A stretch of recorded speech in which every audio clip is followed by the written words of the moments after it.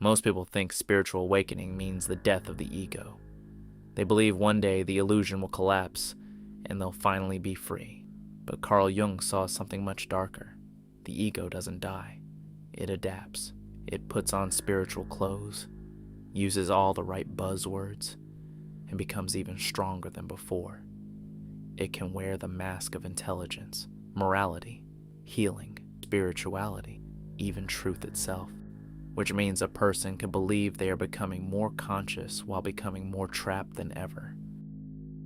In this video, I want to show you how the ego survives awakening, why spiritual identity can become psychological armor, the signs that self-improvement has turned into self-deception, and Jung's warning about the most dangerous illusion of all, believing you have transcended the ego while secretly serving it. The ego's primary function is stability, continuity, identity. It organizes experience into a coherent sense of me.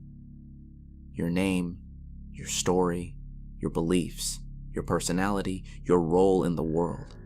The ego builds structure from all of it, which is why genuine transformation feels psychologically threatening, because transformation destabilizes identity. The ego will tolerate almost anything except its own irrelevance. This is why people often resist change even when suffering inside their current identity, because uncertainty feels dangerous to the mind. Familiar pain feels safer than unfamiliar freedom. So when a person begins questioning themselves deeply, the ego does not simply disappear. It evolves. Jung warned that the ego can adapt to almost any environment, including spirituality, including awakening, including truth itself. At first, a person may begin searching sincerely. They want meaning, healing, understanding. But slowly something subtle can happen. The search itself becomes identity. The ego can turn awakening into performance. Suddenly, the need is no longer to understand. It becomes to appear conscious, to appear deep, aware, evolved, spiritually advanced. And the frightening part is this usually feels like growth. The ego learns new language, words like consciousness healing, vibration, awareness, shadow work, enlightenment. But language alone does not transform the psyche. Sometimes the mind learns spiritual vocabulary before it learns honesty. Jung believed the persona never fully disappears. It evolves with the individual, which means the mask itself can become spiritual. Instead of identifying with success, a person identifies with being awakened instead of superiority through status. Superiority comes through awareness. The structure changes, but the ego remains untouched underneath. Some people do not awaken from identity. They simply upgrade it. This is why spiritual ego is so difficult to detect, because unlike ordinary arrogance, it disguises itself as wisdom. The most dangerous ego is the one convinced it no longer has one.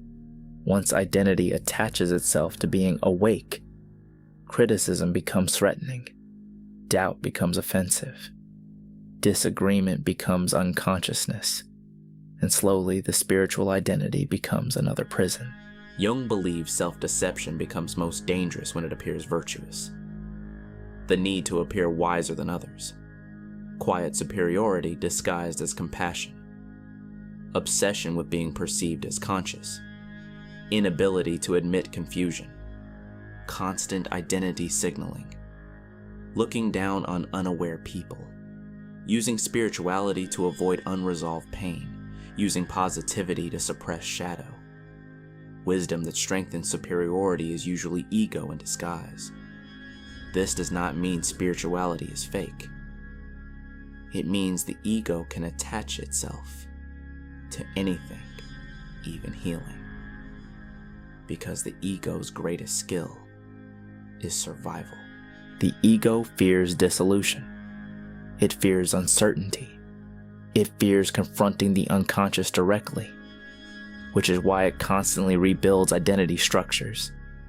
Jung believed the unconscious contains contradiction, shadow, chaos, desires, and truths the conscious personality may not want to face. Real transformation requires entering that darkness honestly.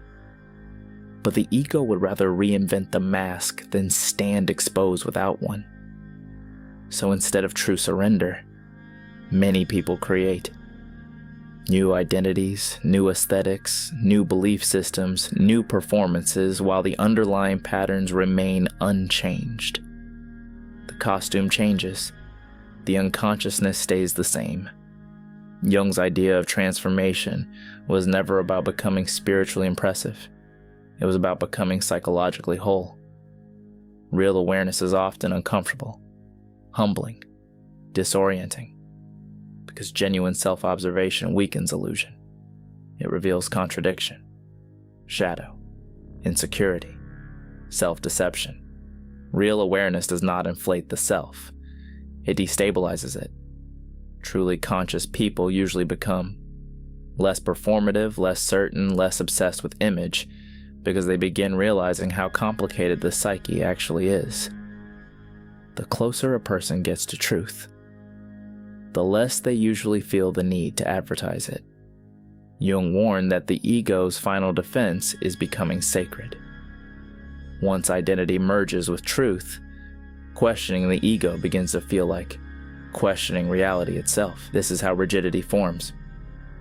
Cult psychology, ideological possession, spiritual narcissism, the inability to self-reflect. The ego becomes most dangerous when it believes itself enlightened. Jung never argued for destroying the ego completely. He argued for conscious relationship with it, the ability to observe yourself without worshiping yourself. The ego's most dangerous trick is not becoming evil. It is becoming sacred. Because once the ego hides itself behind morality, spirituality, wisdom, or truth, it becomes almost invisible to the person carrying it.